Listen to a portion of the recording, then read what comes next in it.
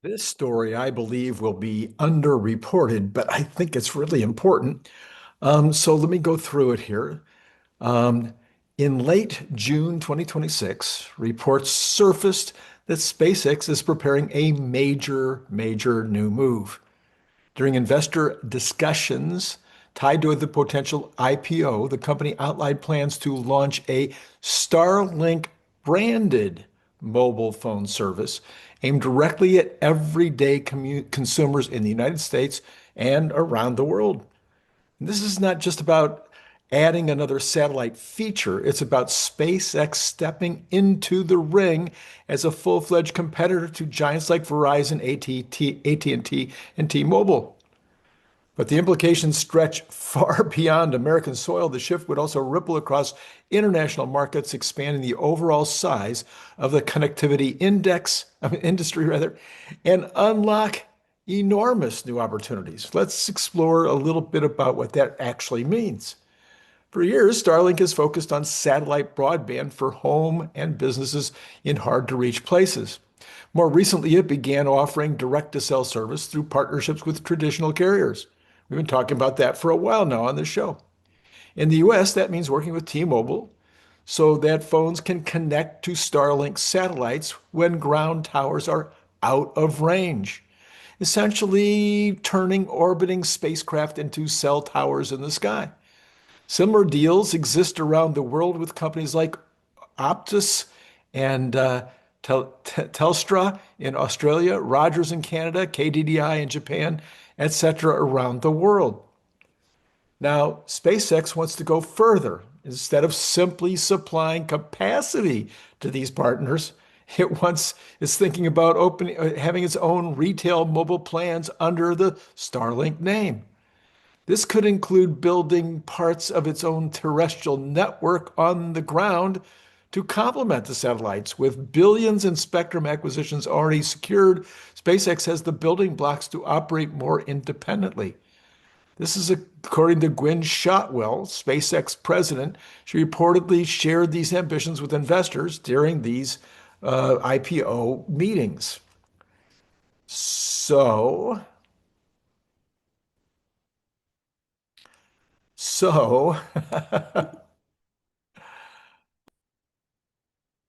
what does this actually mean internationally? Well, a ton. Starlink's consolidation is global by design, with thousands of satellites already there in low Earth orbit, providing coverage almost any place on the planet, unlike other systems. A direct Starlink mobile service could pressure carriers in rural or underserved regions worldwide. Imagine a traveler in remote parts of Africa, the Andes, or the Australian outback, pulling out their phone and seamlessly connecting via satellite. Now, this has always been a lot of what the conversation has been about this direct satellite to cell. There'll be no need to hunt for local SIM cards or rely on spotty roaming. For businesses in logistics, mining, energy shipping, or emergency response, the kind of ubiquitous connectivity becomes a game changer. Existing partnerships won't disappear overnight. Many carriers see Starlink as a valuable supplement that helps them extend coverage without the massive cost of building out new towers in low density areas. But a direct-to-consumer option from SpaceX could give customers more choices. In some markets, it might lead to renegotiating deals or even head-to-head competition. Now, there's regulatory hurdles about this, and that will play a big role. Countries often protect their domestic telecom industries, but the technology itself lowers barriers for global access. Roaming can become simpler and more reliable, reducing dependency on foreign carriers. Overall, this move doesn't destroy the existing industry. It challenges it to improve while carving out some space for satellites augmented services.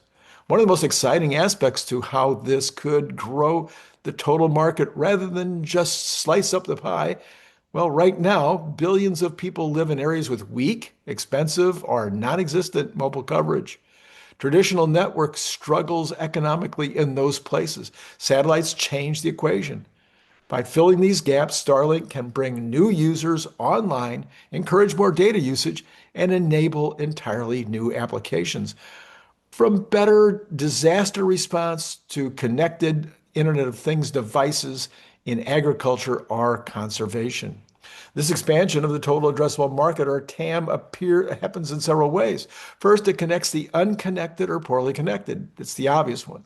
Second, it creates premium features that people and businesses are willing to pay extra for, like reliable backup coverage during outages or tree tree global roaming. Third, by going direct to consumers, SpaceX captures more of the revenue per user instead of sharing it through wholesale partnerships. And fourth, better connectivity often fuels broader economic activity, more digital services, innovation, productivity, which grows the entire industry. So, what are the actual numbers? The global telecom service market today generates roughly 1.5 to 1.6 trillion in annual revenue, with mobile making up the biggest chunk. That's the baseline. Within that, pure satellite mobile services remain small, only a few $billion currently, but forecasts show explosive growth as the technology matures. Analysts project the direct-to-cell market could reach 20 to 40 billion or more by the early 2030s, with some estimates pointing even higher depending on adoption rates. SpaceX itself has referenced a massive connectivity opportunity approaching 1.6 trillion when you combine broadband and mobile together. More conservative views put Starlink's realistic near-term global potential in the tens to low hundreds of billions.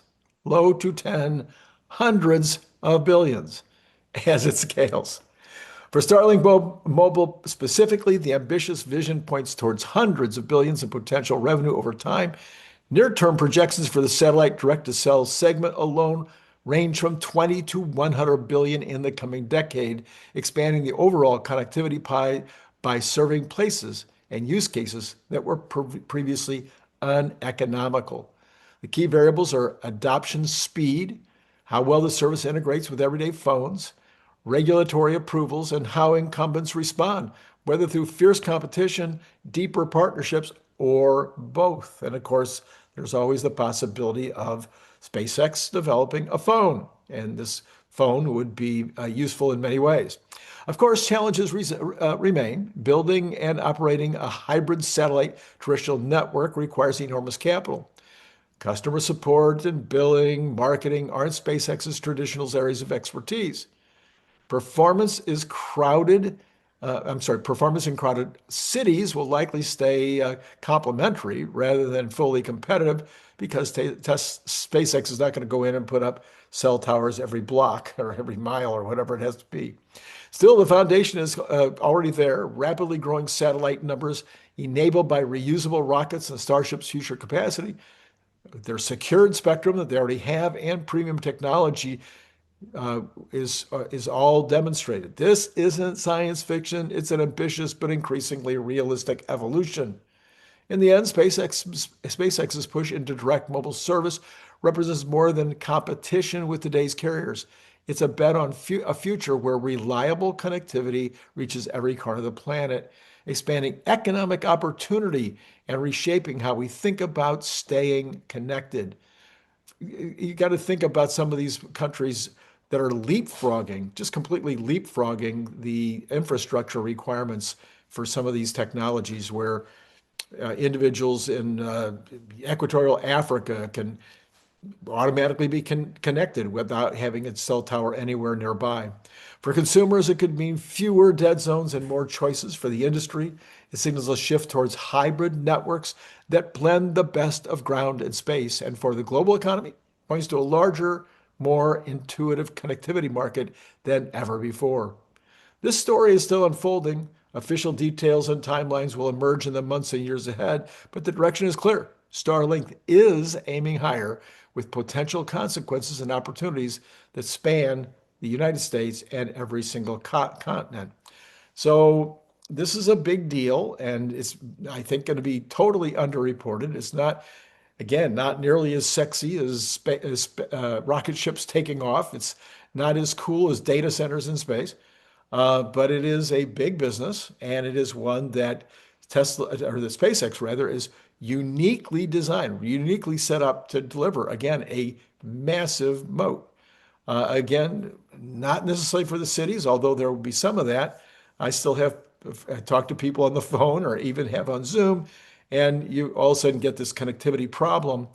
And these connectivity situations are going to be better as Starlink puts up more and more satellites. Anyway, I thought that was valuable enough to bring to you as a separate story this morning. I'll be looking forward to talking to you later today. We'll be having a conversation in just a few hours about today's news and what's moving the markets. And then later on the day, of course, will be Larry Goldberg. Last night, Nicholas Gibbs and I had a great conversation about many, many things, but mostly we talked a lot about the implications of the merger, and some people who think that Elon might be playing games. That was all done last night. There's the card for that. And then in the meantime, if you are even thinking about the possibility of getting involved with the Nicholas Gibbs options course, July is already full. So now August is the earliest you can attend. There's a link down below where you can go directly in and at least look at it. Maybe you'll be a little surprised at how inexpensive it is. I certainly was. I thought it was going to be much, maybe 2 to 3 times more than it turned out to be. All right, that's all I got for you right now. It has been great, as always, talking to you.